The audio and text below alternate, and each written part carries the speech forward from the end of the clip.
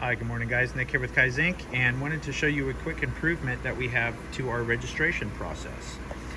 So we've already ran our underbase. As we go around and we are registering screens, this process is going to eliminate motion and waiting, right? How many times you have to run a print stroke to get your registration on point. So we've already ran our base, and what you can do is take it to your next screen and just simply drop the screen.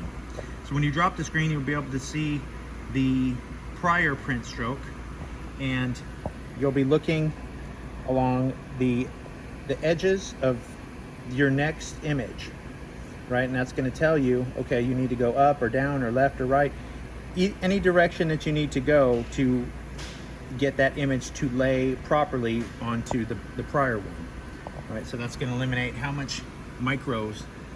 times you have to adjust your micros to get a registered print stroke. Thanks, guys.